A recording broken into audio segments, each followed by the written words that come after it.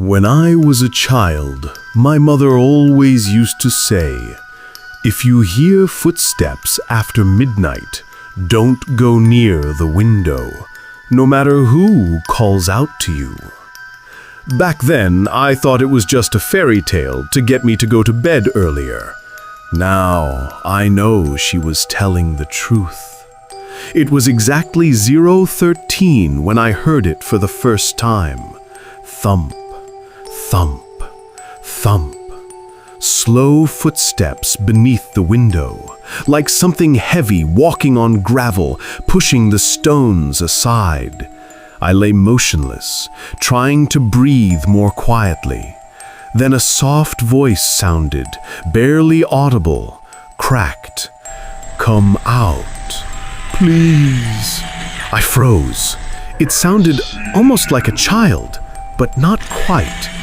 Something about the voice was wrong, too resonant, like the words were being spoken through a hollow metal pipe. And I remembered my mother's words. I didn't go near the window. I decided it was a dream, until the next night, again at 0:13, I heard the same thing.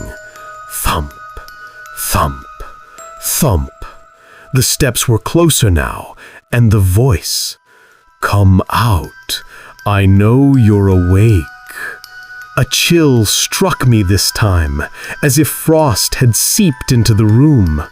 Quietly, almost imperceptibly, I crept toward the curtain and pulled it back a millimeter. And I saw a silhouette. It stood still, leaning slightly forward, its head tilted strangely.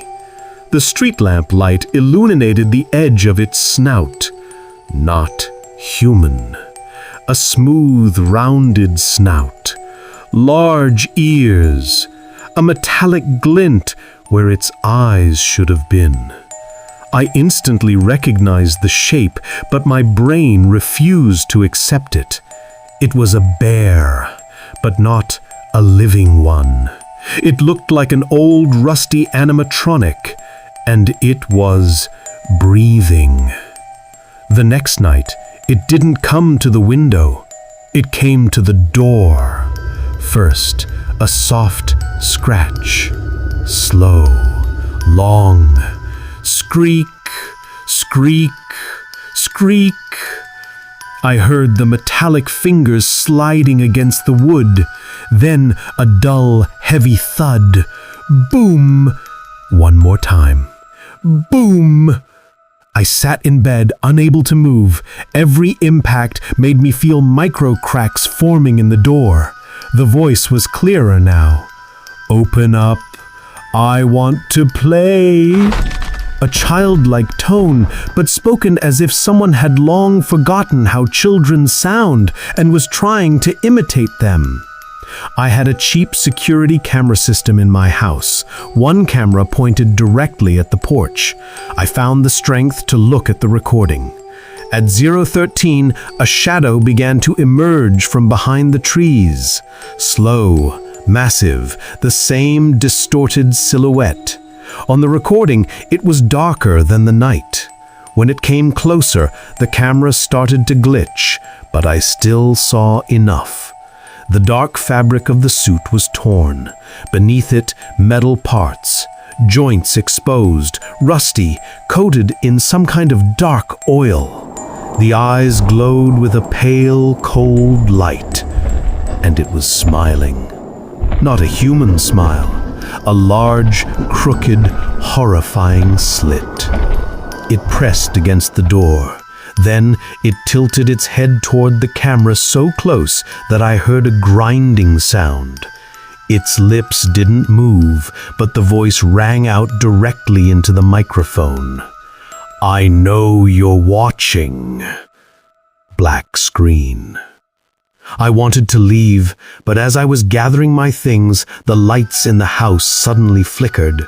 All the room lamps dimmed simultaneously, then came back to life, and I heard the familiar rhythm. Thump, thump, thump, in the hallway. it was already inside. I fled to the bathroom and locked myself in, pressing my back against the cold wall.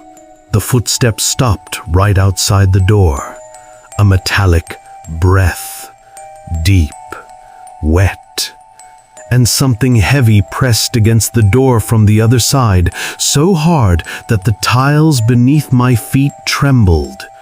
"Come out. I found you. We're finally going to play." Then the light went out forever. When the rescuers broke down the door the next day, they didn't find me in the bathroom. The door was ripped off, shattered as if torn apart by metal claws. And on the floor, amidst the scattered pieces of wood, lay an old, rusty badge. It had only one name on it: Freddy.